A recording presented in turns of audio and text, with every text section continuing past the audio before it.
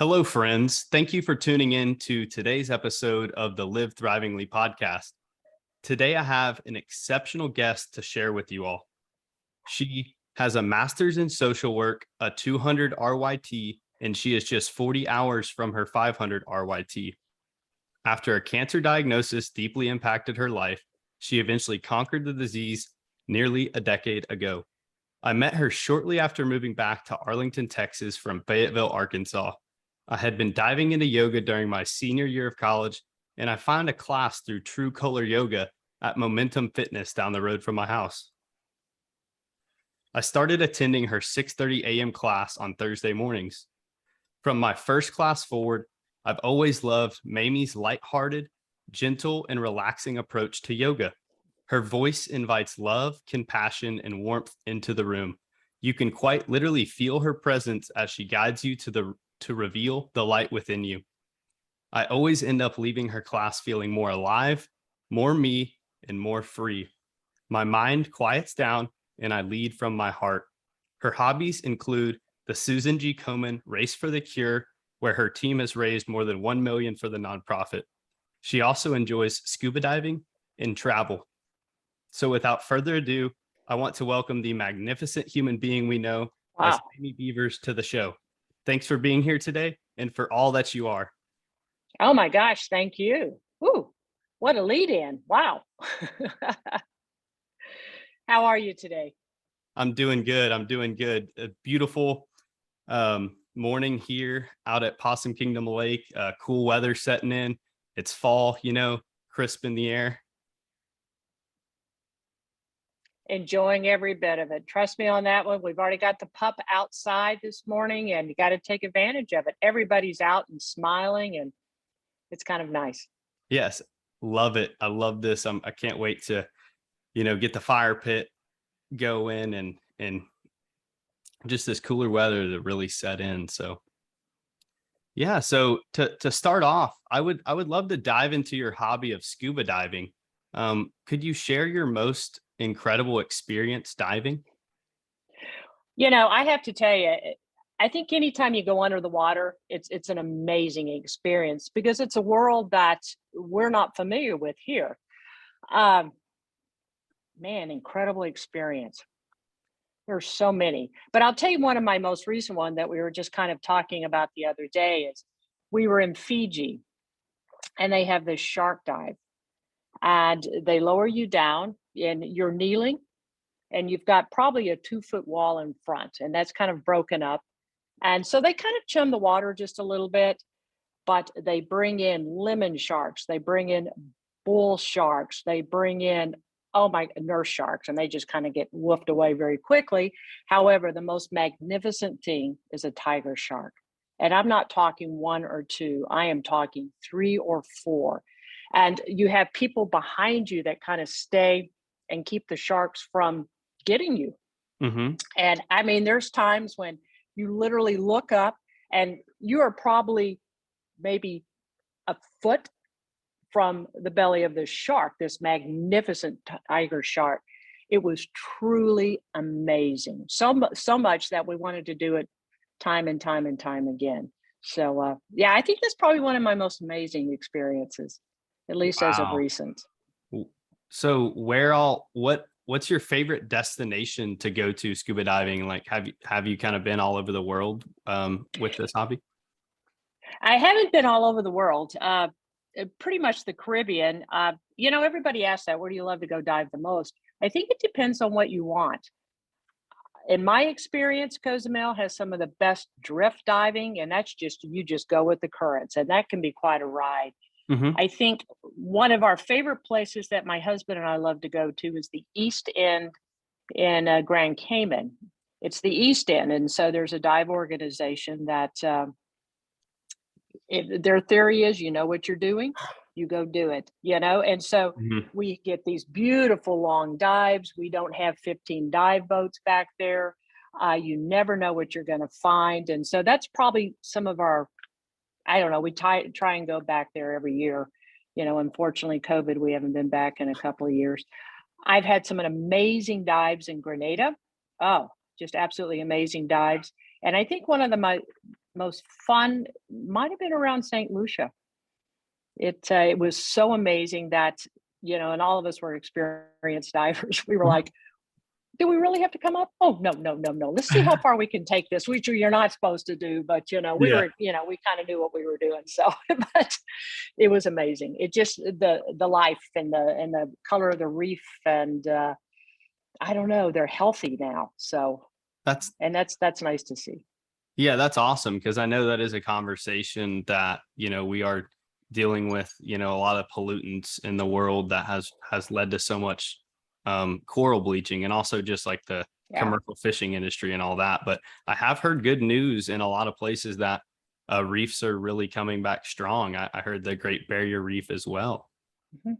Yeah, that's on our bucket list, you know, amidst other places. I think going further, it's I think the big drawback right now is the 24 hour plane rides, you know. Yeah, that would definitely be a drawback. Like once you're in the water and you're down there and under, it'll be great, but that, Yeah. that plane ride there definitely would be a stickler. Yeah. Lots on the bucket list. We'll see what we can knock out. Hey, always got to have something on there, right? And so what draws you, do you think, to scuba diving? That's a good question. Uh, I think it's the peace. It's for me, it's very peaceful. You're weightless. And I don't know, I can listen to my bubbles, and that's just something very peaceful. Uh, Something else that I do every once in a while is that if you're doing the wall dives, you're against this beautiful, gorgeous wall, and then you turn to look the opposite direction. It is the abyss. Hmm. It might be 2, 3, 4, who knows how deep it goes. And just to go 10 feet away from the wall, that's it. Just 10 feet away from the wall, and just to look out into the abyss. It's spiritual for me, and it's like it puts things into perspective that you're just such a small thing in this world. It's just like every once in a while you're like something big is going to come and just scoop me up you Wow. know and I think the other part, what I really love, is the camaraderie and the friends that I Huh? have when we go, the shared experiences. Amazing. Amazing. Yeah. So I guess kind of that answered the next question I really had, which is just has scuba diving changed your perspective on life in any way? Oh yeah.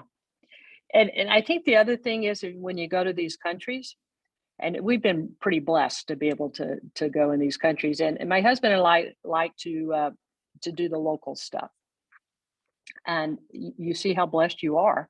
And then on the flip side, you see how happy some of these people are, these amazing individuals that have literally nothing, and they're so happy, and they're happy to see you, they're happy to share whatever they have. It's just, yeah, it changes your perspective a little bit. That's awesome. That's so amazing. I know I've met an individual that I spent some time with when I was on a trip down in Mexico bass fishing in the mountains of outside of Mazatlan. And the Mm, guide there, I was just always asking him, how are you so happy even though, it's kind of, a lot of the people in that area were living in poverty and they may not have a lot. And he told me, he goes, Jackson, he goes, myself and a lot of Latinos included, he was like, we live by a phrase, "goza de la vida," which means mm, enjoy the life. And I think you definitely encounter a lot of those individuals in something like scuba diving and what you're saying, going to these amazing places and people that may not have a lot, but they are just so mhm. happy. Yeah, I like that saying. I'll have to remember that. Yeah, enjoy the life. Yeah, I think so. Very much so. Yeah. So, kind of shifting gears here, you mentioned that a cancer diagnosis led you Yeah. down the path that you walk today. I would love to Mhm. hear more backstory on that journey and how it has impacted you. Oh, okay. Uh, in 2007, I was diagnosed with it's called an angiosarcoma, and it was of the left breast. And sarcomas, especially angios, tend to be a little bit of a rare cancer. They don't have that much of it. Uh, so I've always been very active. And so I was, involved in the gym stuff and a little bit of yoga. And I would call it gym yoga, and I'm not downplaying anything, but, Mhm. so I had this diagnosis, and I went in for the surgery, and the surgery was successful, very obviously. And so my very first radiation treatment, I remember laying on the table. I was terrified. I mean, this was probably, let's see, the surgery was February 9th. This was February, maybe 16th, 18th. I mean, they jumped right into this stuff. Okay. And I remember the yoga teacher, the specific yoga teacher that I had at that time, it was 24-hour, and she talked about the breath. And so I just closed my eyes and I started focusing on just breathing in and breathing out. And then she started talking about visualization, Yeah. and I visualized these little Pac-Man coming in with each in breath. And as I exhaled, I visualized them just going through and eating all of the cancer cells as they left my body. And I ever since that period, or since when I went through all of that, it was like a knowing came through. It was purely amazing. It was just like, I've got this. It was just a knowing. And that's what kind of changed my life right there. I started right after that. I started looking into yoga programs and all that kind of stuff. And it just totally shifted gears. I think I went from doing things that I really enjoyed, I ran, I did all this kind of stuff, did all this, stuff at the gym and all this stuff, very active, to looking at things in a more bigger picture, Hmm. something far more greater than, what's going on in my life. And it was a really major shift of gears. And I try and push that forward. And I've told that story 1,000 times, just pushing it forward, something as very simple as that, changing gears. Wow. Amazing. I know I've heard similar visualization practices Hmm. utilized in the treatment of cancer and other diseases. A lot of these things like that I've heard come from Bruce Lipton about how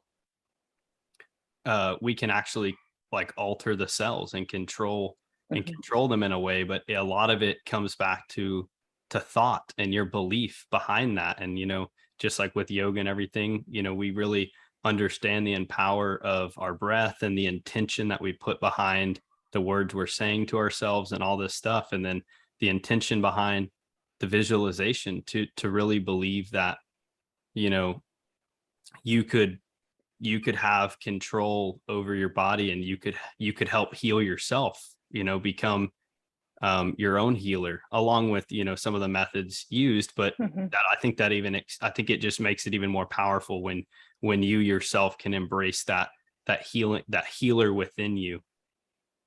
Yeah, I totally agree with that. And I think for me, it's all of a sudden I took control of what I could. You know, uh, Most of us don't have, say so or control over some of the things that have been handed to us, but we definitely have control in the response. And I think something just saying, all right, this is what it is. Maybe we just moved so fast I didn't have time to think about it too. I'm not real sure, Yeah. but it's like you took a total control. All right, I can do what I can do. Yes, modern medicine, I will still say, saved my life. However,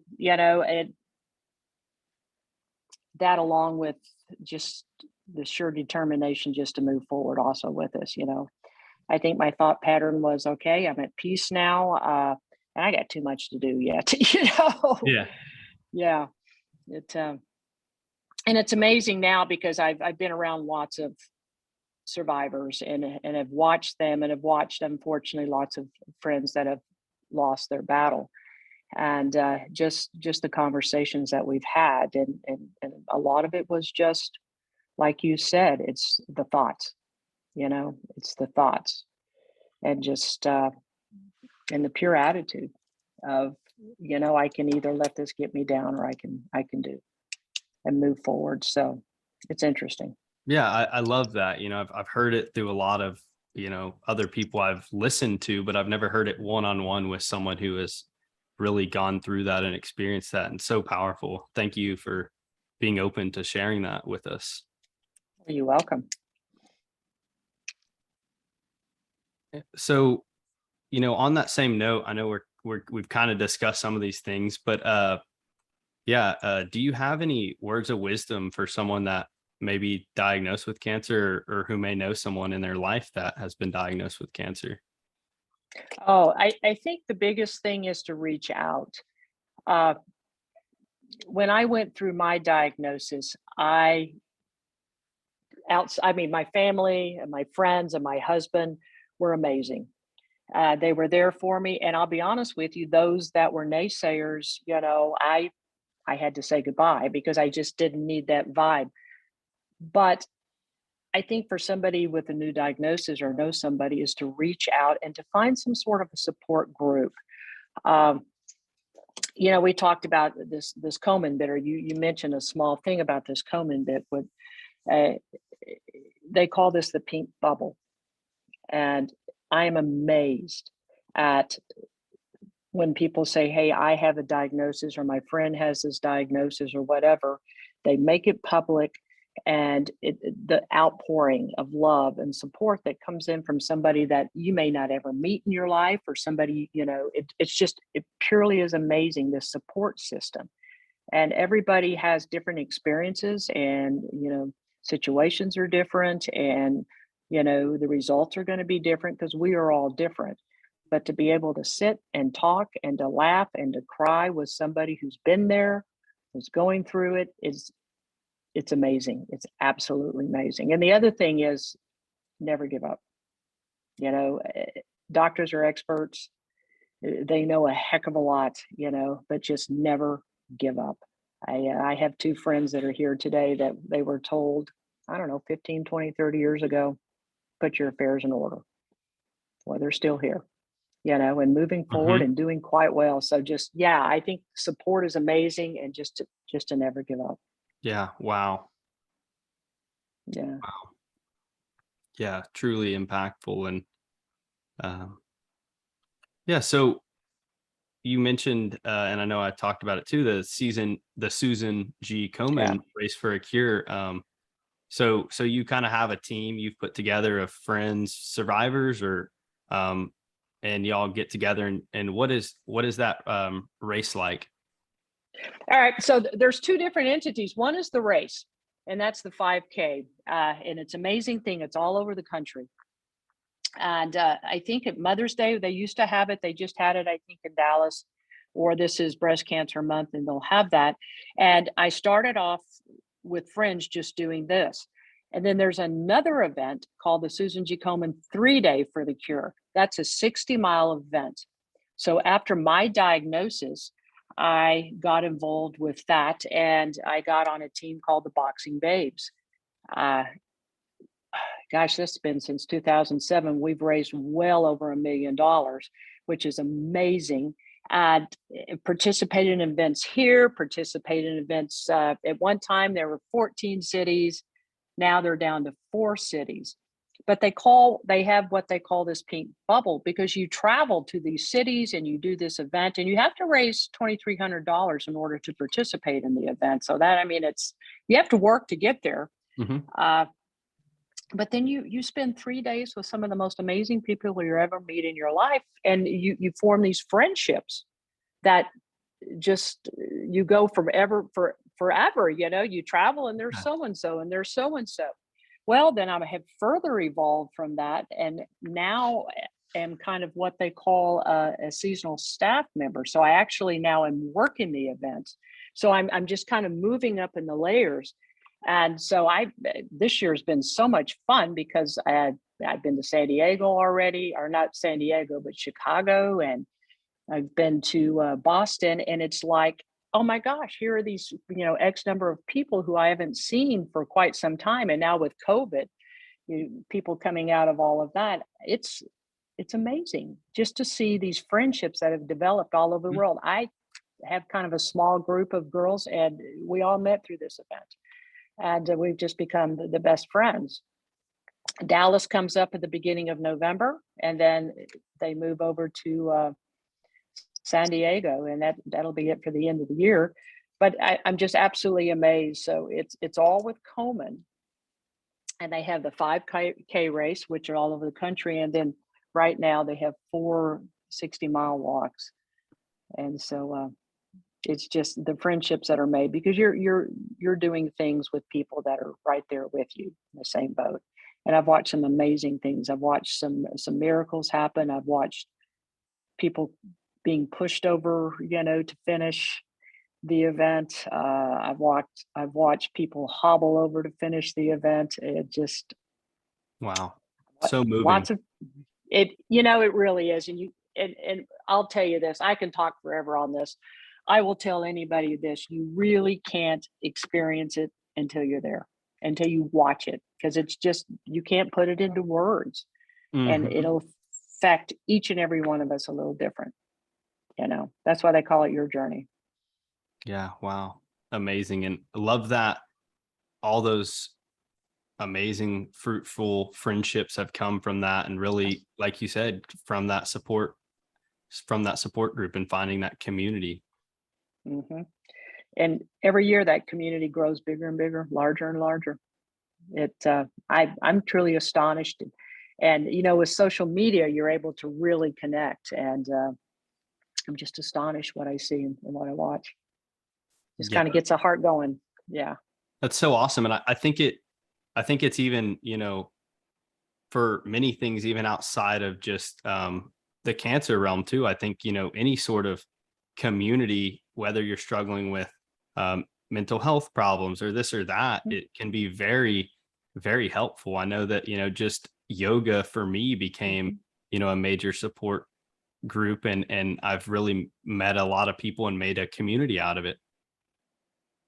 Oh, very much so. I think, uh, and that's one of the things that we really talked about when I was delving into the other 300 of the hours was the building of community and talking about that, and making yoga a safe place that you can come and you can explore, you can let go. As you know, holding some of these postures or doing some of these things, some of the motions sometimes will come out, and but making it a safe place, and really talked about community, and especially during the COVID, you Hmm. know, uh, just as hard as it is, I don't know about you, but to do a class online for me is, I can think of 1,000 things I'd much rather do. Hmm. Or, oh, look, I'm doing this downward facing dog. Oh, I really need to dust under there. You just find things.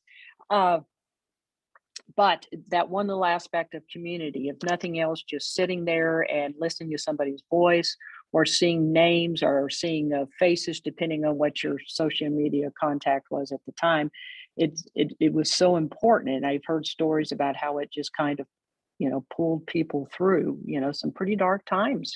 We, as human beings, I don't think we're meant to be by ourselves, not for long periods of time, at least. Yeah, absolutely. I think there's some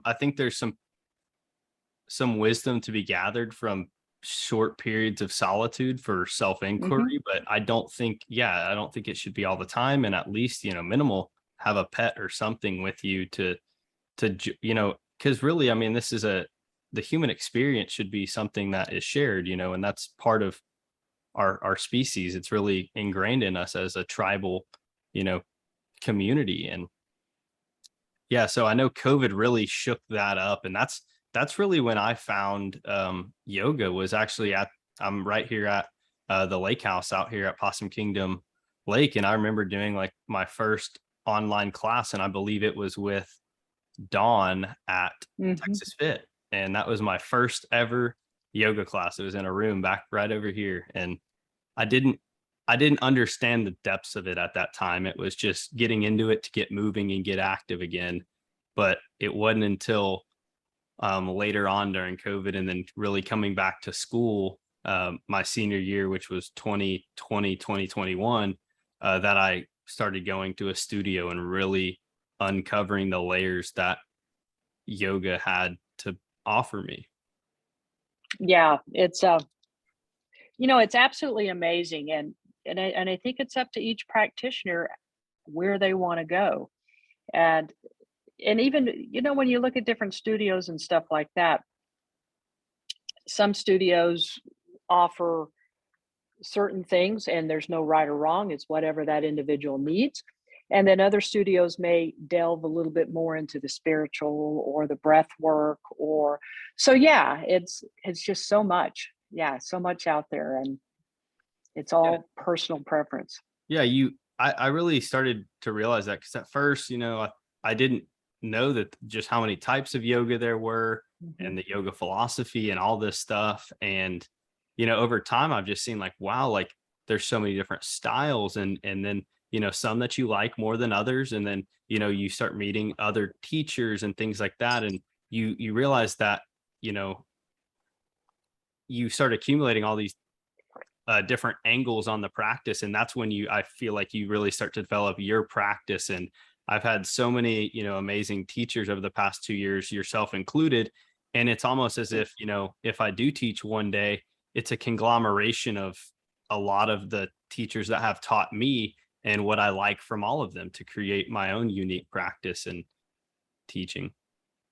Oh, I very much, you just hit the nail on the head.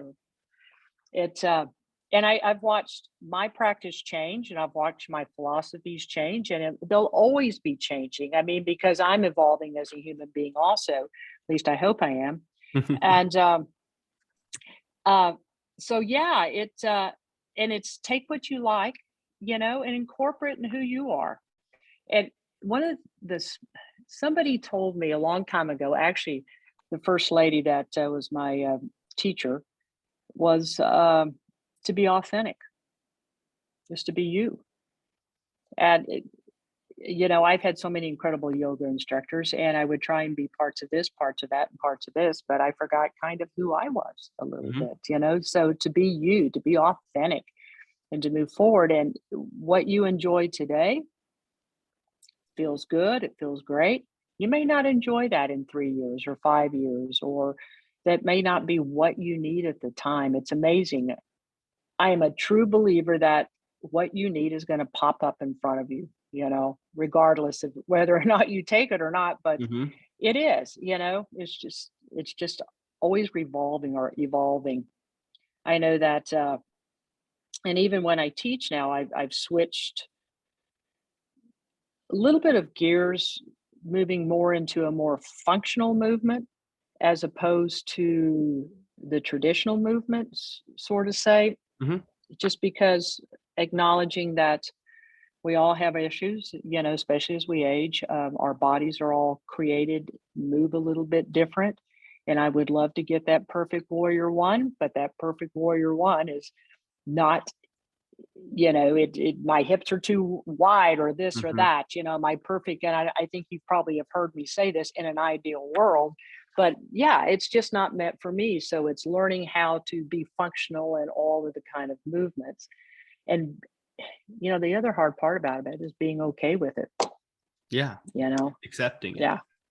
Mhm. And that I think that's something I've really learned in my practice too, because I truly believe like the mat is not only a place we show up for practice, but it's a reflection of our inner state. And I've realized that, sometimes it's like I want to perfect a posture, or I just am trying to be too perfect and I'm thinking too much about the movements. And that is something that I see like in my daily life and stuff. It's like, Jackson, release and just accept like this may not be your best class, or, maybe you've taken some time away from yoga and you're coming back and, it, it feels a little hard today, or, you're challenged a little bit, but it just is really gives you an internal lens, I feel like, to see what's going on. And then I think what you said, it's you can get to that place of acceptance and just accept that this is where you are in this moment and this is how your body feels, and not label it and not think it's bad or that you're not doing as good as the other students in the class. Just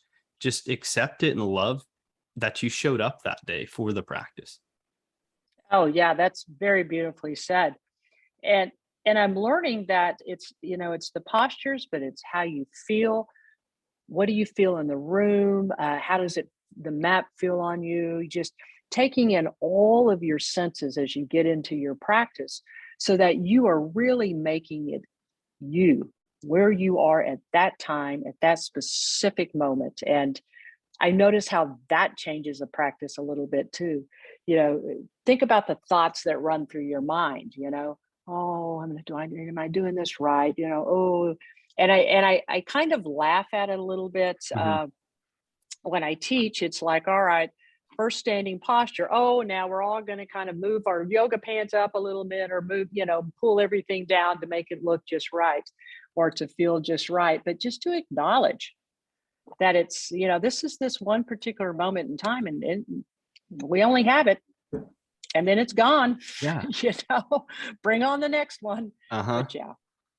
I love that. And you have been so influential in my practice, and I just love the calmness you invite. And it really helped settle my mind when I was going through a tough time when I came back from college and kind of getting into my adult life. And obviously, the world was going through a lot, still kind of is, but you know, stepping into adulthood during that time too, out of college, and just kind of that, I think, typical things that a lot of humans experience as coming into adulthood. And it's like, what am I going to do with my life? And is this what I want to do with my life? And but having that grounding yoga practice for me has just always like quieted those thoughts and made me think, you know what, be patient. And you're discovering more of who you are, and it may not immediately pop up in your life and but over time I feel like the opportunity is going to arise for you to really kind of step into your power and become who you truly are.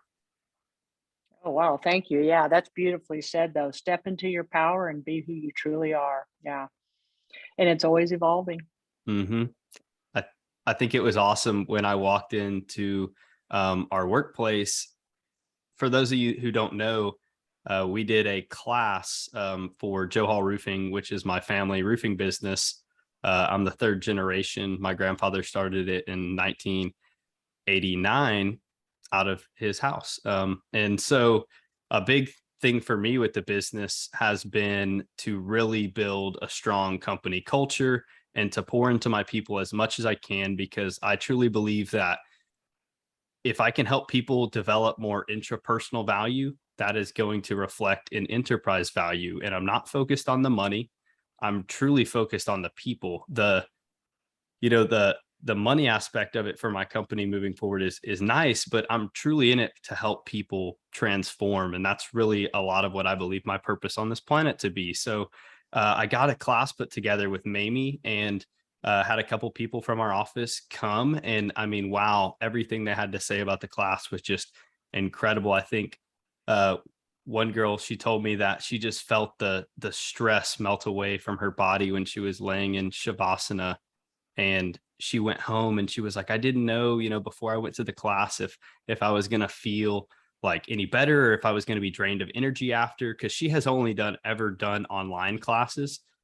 When she went into this in-person class, she was just like, wow, that was so awesome. She's like invigorated. She was like, I went home, I had energy, I did some stuff, I cleaned out some drawers. She was just like, you know I just felt all that stress the day just wipe away. And I was like, that's the beauty of yoga, and also just mindfulness meditation and stuff, and having the right guide, which, like, Mamie is just an incredible guide for us to release those stresses of the day and stuff through these asanas. Oh, well, thank you. And I'm so glad that she had that experience. That makes me happy, you know. Yeah, You not never know. yeah, no, and not just her. It was all three. There was three guys and three girls. Great energy, and yeah, that all three of the girls had a lot of great things to say. Was the guys did too, but I was really happy that those girls got to come from our Yeah. office. And I'm saying girls, they are women. And but they are inspired. They want to get back into a practice and make it a regular thing. They want to be doing it 2-3 days a week. So, I think it's awesome because our office is actually right down the street from where two places that it's next door to one place that Mamie does classes. And then Oh, yeah. the other place is right down the street. So it just it's funny how that works. And I feel like I was guided to you in that way because it just was right there. Awesome. That I'm glad to hear that those guys want to continue on. Beautiful. So yeah, your bio stated on an inner level, the effect of yoga is indescribable. Could you shed light on this indescribable feeling yoga has brought you? I think, and I think a lot of it, as I said earlier, is this lightness, this gee, I don't know, indescribable. Um, Well, I and that's guess I'm reflecting it all back to that one, or those several incidences with the breath work, but it's just this lightness, this knowing. Uh, on the physical aspect, I oh, I can definitely feel the strength, but mhm, I think it's also knowledge of where my body is, if that mhm. makes any kind of Yeah. sense. And that's just that's awesome. I look at these amazing athletes, the gymnasts, and they have to stay within the square, or they're doing these amazing things on top of a balance beam or whatever, and the knowledge of where your body is, and in Mhm. order to do this, and I get a sense of that, is that I know where my body is. I know where the left hand is, I know where the right hand is. I can feel it. I can't see it, but I can actually feel where it is. I love the Yeah. feeling of letting go. And I don't know if you've ever experienced this or not, but we were doing many, many years ago, we were doing a very, very, very long pigeon. I am talking half pigeon, and I am Uh-huh. talking an extremely, extremely long hip opener. And Uh-huh. I could feel this release.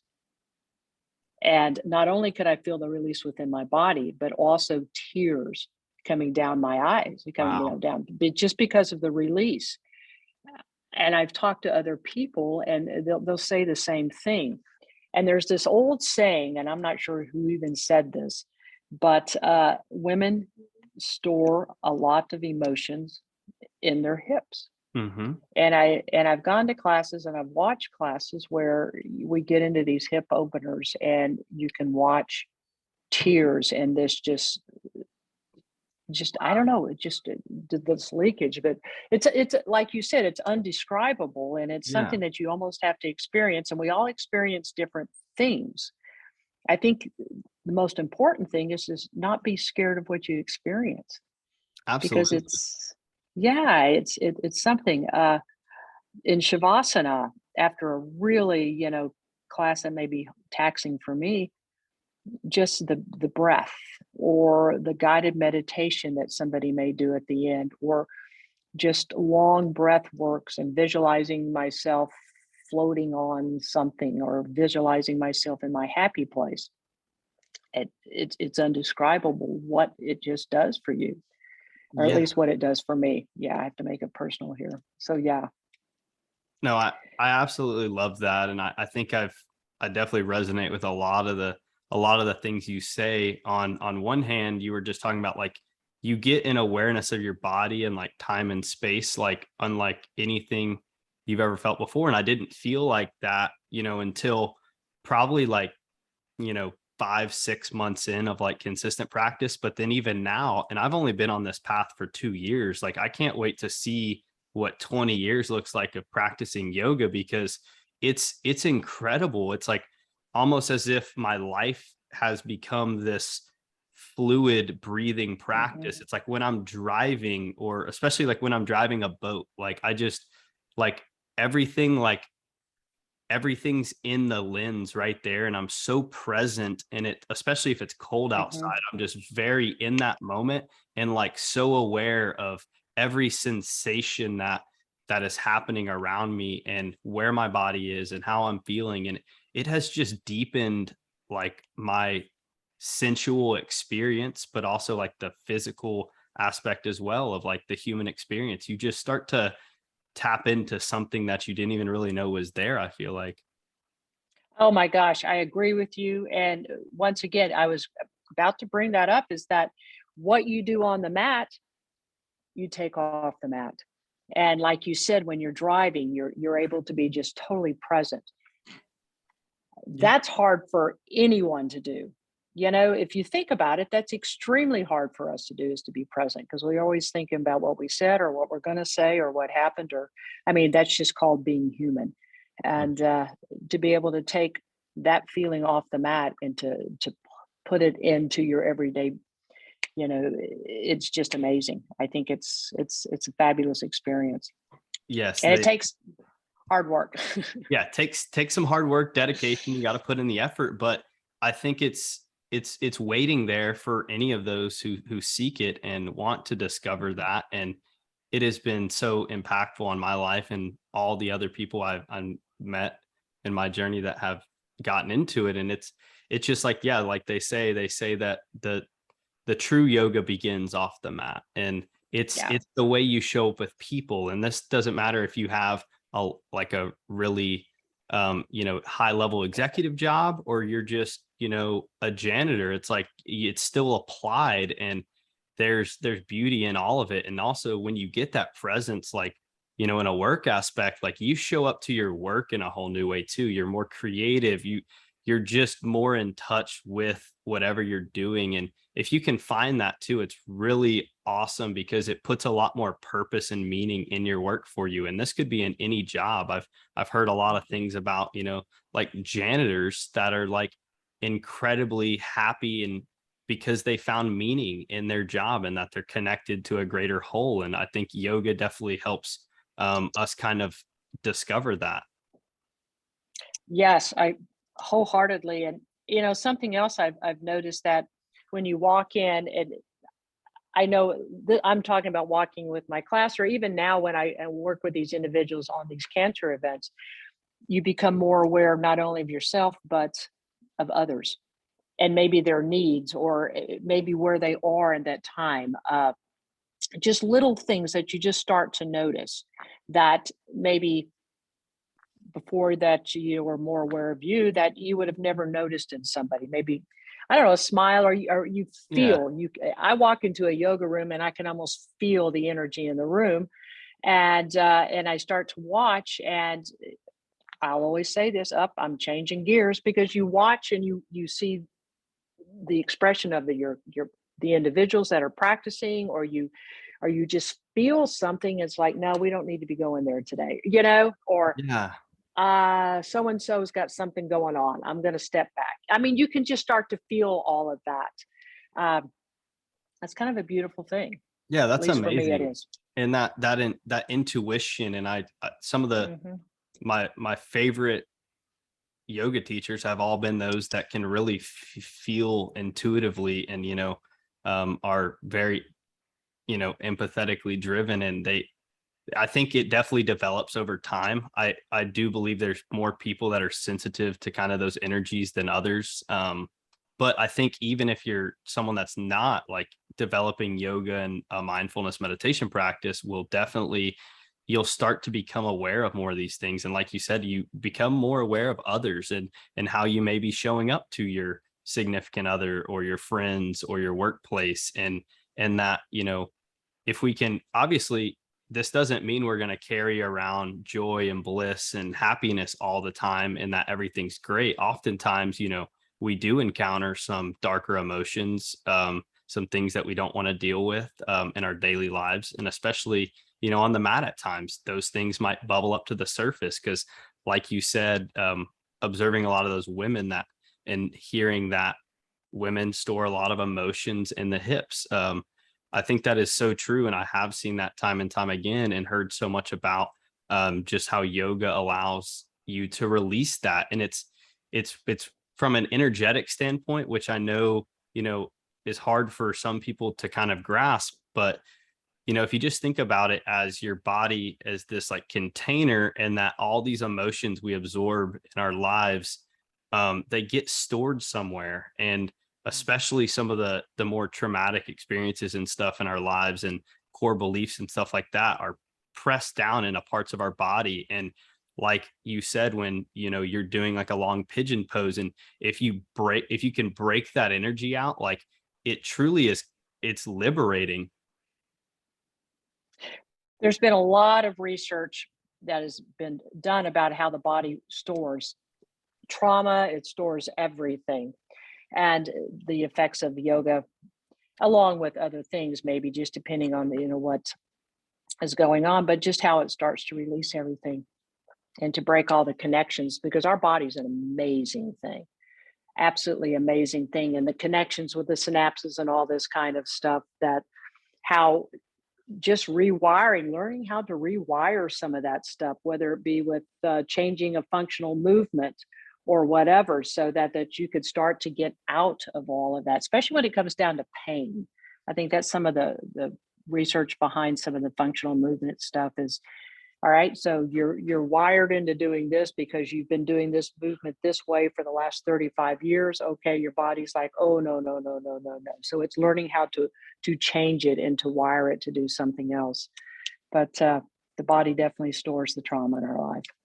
Yes. And I think I've really observed over, especially since COVID in just 2020, so many more people coming to yoga practice and meditation. Mm-hmm. And seems like there's definitely a shift.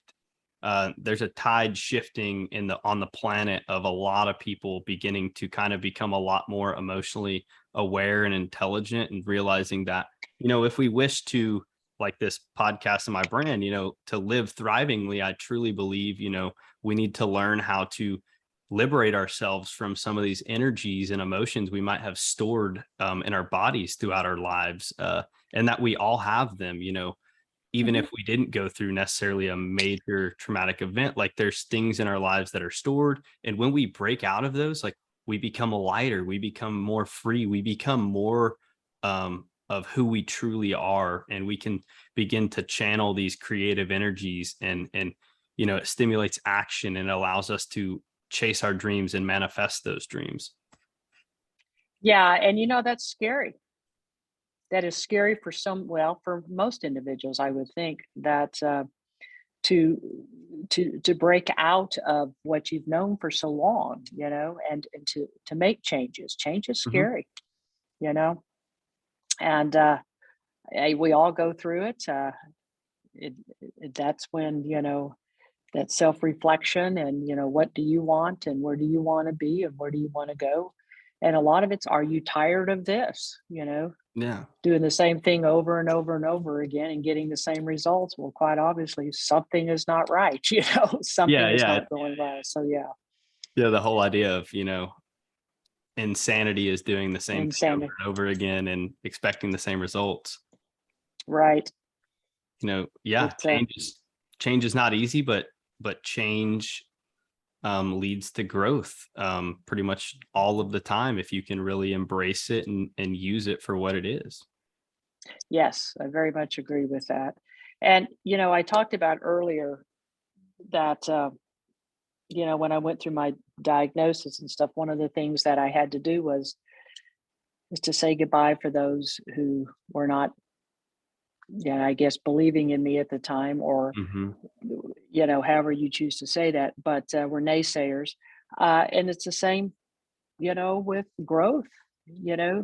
People come into your life, I think, for a certain purpose, a certain period of time, maybe, maybe not, and you just tend to grow apart, or there's sometimes when you just need to let go uh, Hmm. in order to move forward, and that's tough. Yeah. That's really tough. So yeah. Yeah, I love you bringing that point up. I think that's important to talk about. And I found a quote when I was kind of really thinking about that, and it said, "People come into our lives for a reason, a season, or a lifetime," and that just sums it up in a nutshell. Hmm. Bingo. I think so. So yeah. It's Um, oh, did you have something else? No, I was going to say, but it's scary to say goodbye, though. Yes. But it But it's often what I realized, because I really have been going through a lot of this in the past uh, 2 years, and even my parents currently are going through a divorce as well, and Oh, learning that, the people in my life that are truly friends and truly brothers and sisters and guides of mine, are going to be in my life no matter what, and support me through these hard times. And it's when I've gone through these, you really learn who your true friends are and who are those people that are really there for you, and beginning to release those others that weren't. And sometimes it may take a little bit of a jarring experience at times to help you realize that. But I truly believe, like, we're brought what we need, not necessarily what we want. Yes, very, very, very much so. Yeah. And So I go ahead. if you want to add anything on that, go ahead. No, no, no.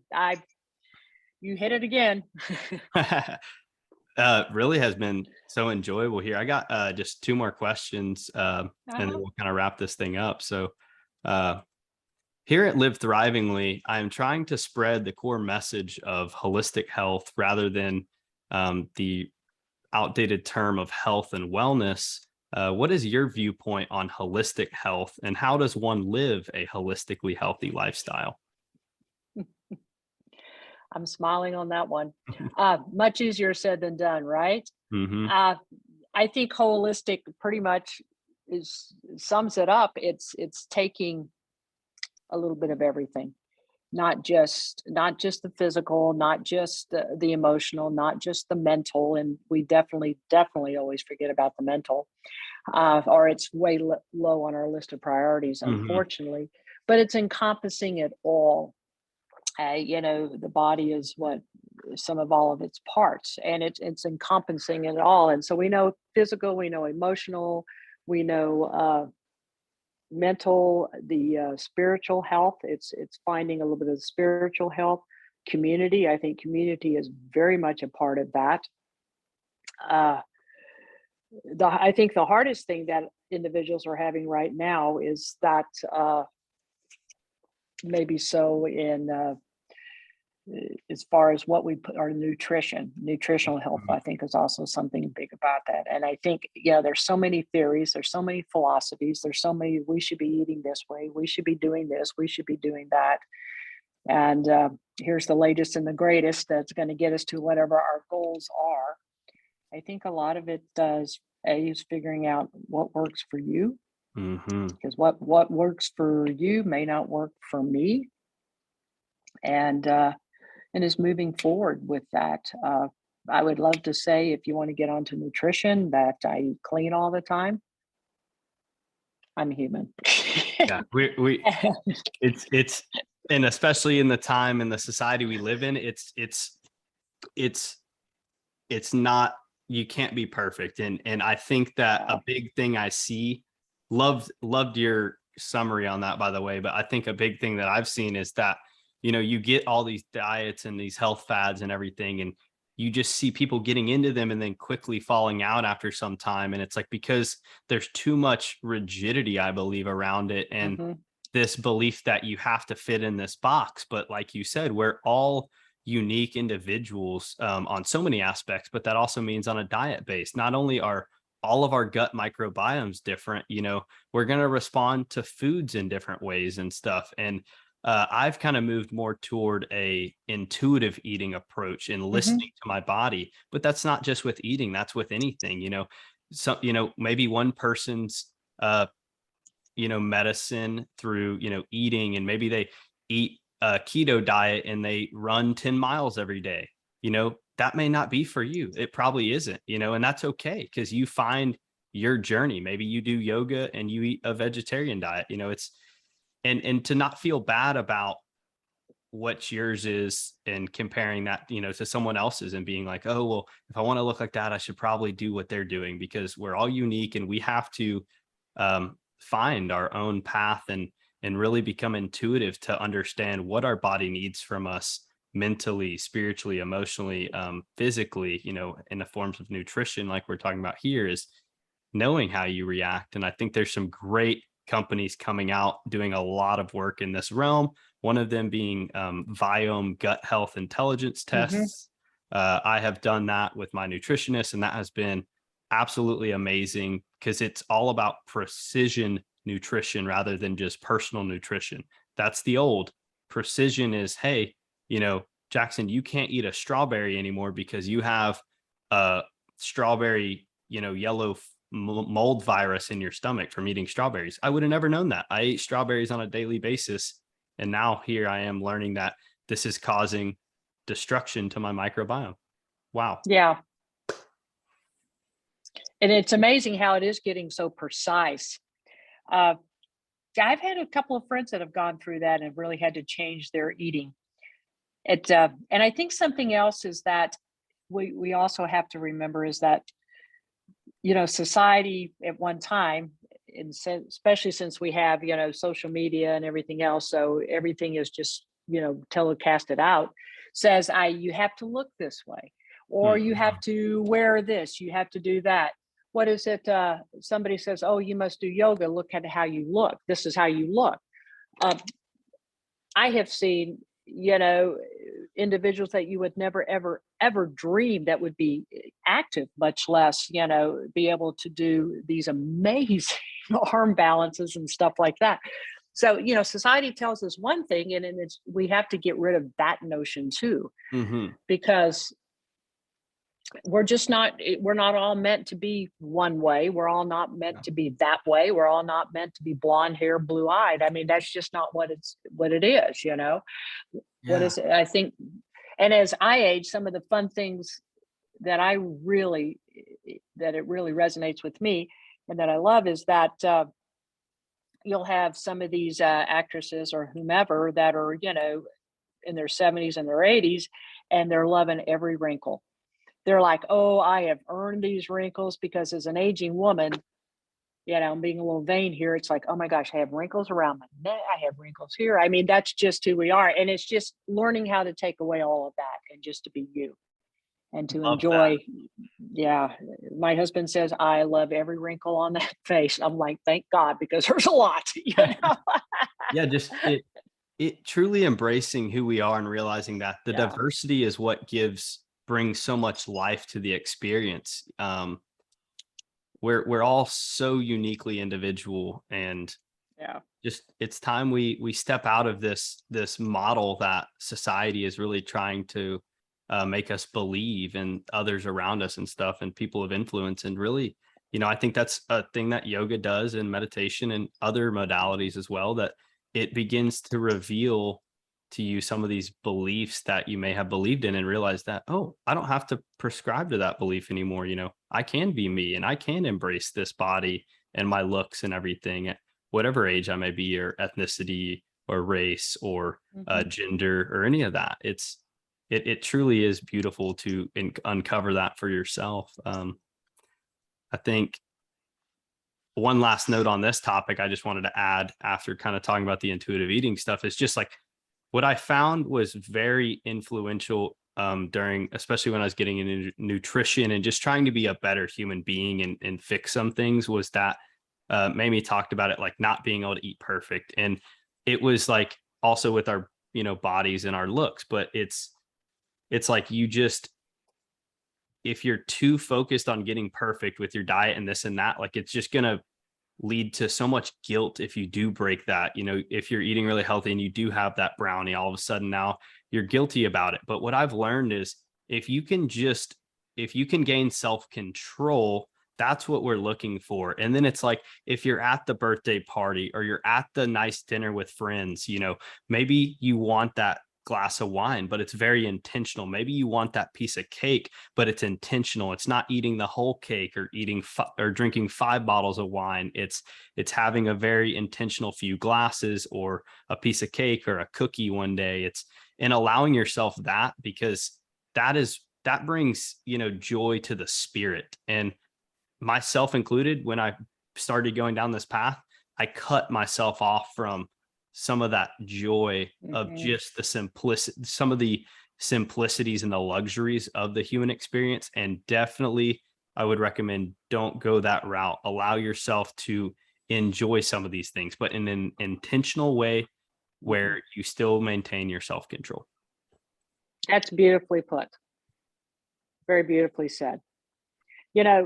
Especially as we age, you find out that life is short.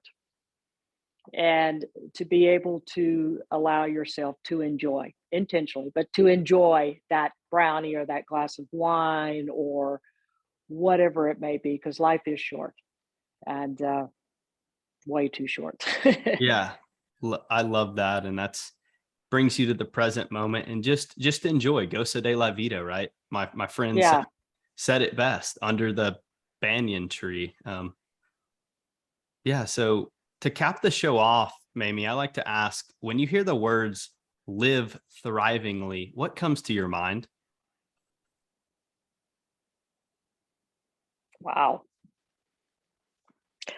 Well, kind of what we've been talking about. I think living the best that you can be. So being the best individual that you can be, whatever it may be, uh, to thrive, to move forward. It's interesting that you say that because some of the breast cancer survivors will call themselves breast cancer thrivers Love that. because they are enjoying life. They are doing the best that they can do with what they have, and they're just moving forward, enjoying each moment. And I think about that. I think that's the thing that jumps into my mind the most. Just to be the best that you can be. Wow. Love that. And thanks for sharing that. And thank you for sharing all your thoughts today and being authentic and vulnerable here for very much enjoyed this conversation. And yeah, I just kind of want to wrap things up with where can people reach out to you or find you and follow along with your work? Okay, I think the best thing to get a hold of me would be through Momentum Fitness, and I don't even know what the address is. Phone number. Give me a moment.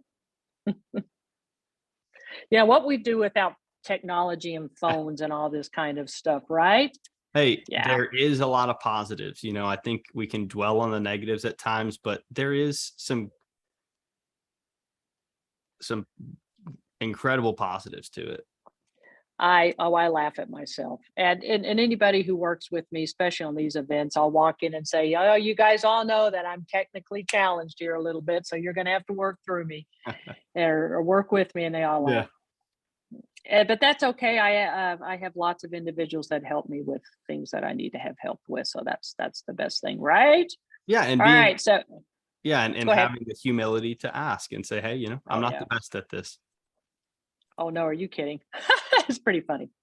Uh, and I have made some pretty goofy errors on that stuff, but that's all right. People kind of laugh at me. At Momentum Fitness is probably the best way to get a hold of me, and the phone number there is 817-319-0093. Yeah. Awesome. And I'll include that number in the links in the description, as well as the website for Momentum Fitness. Um, Yeah. you said you're also on Facebook. Yeah, I'm on Facebook and Mamie Bevers. I'm not a big Facebooker, but it's all right. Yeah, and And I apologize for mispronouncing your name. For some reason, I thought it was Beavers, but Bevers. Love that. Now I oh, know. let me tell you a little secret. You're not the only one. Most I feel people like on the call it Mind Beavers. Body app that it says Beavers, but I don't know. Who knows? I answer.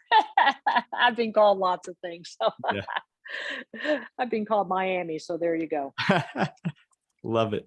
So yeah, so Momentum Fitness guys, number will be in the link, website, um, Yeah. Facebook, or I said it again, but yeah, Facebook, Yeah. Mamie Bevers, and um, did I have one last thing to say about contacting you? I don't know. So yeah, any last words, Mamie? Now, this has been purely enjoyable. And you were very good at what you do. Very good. Thank you. I Thank had I had no earthly idea what I was going to walk into. So, and it's been an incredible time. We'll have to do it again. Oh, I think so. And I love getting to know you a little bit, Yeah, you yeah. know? it's kind of the in and out of the class here. What I'm going to do real quick is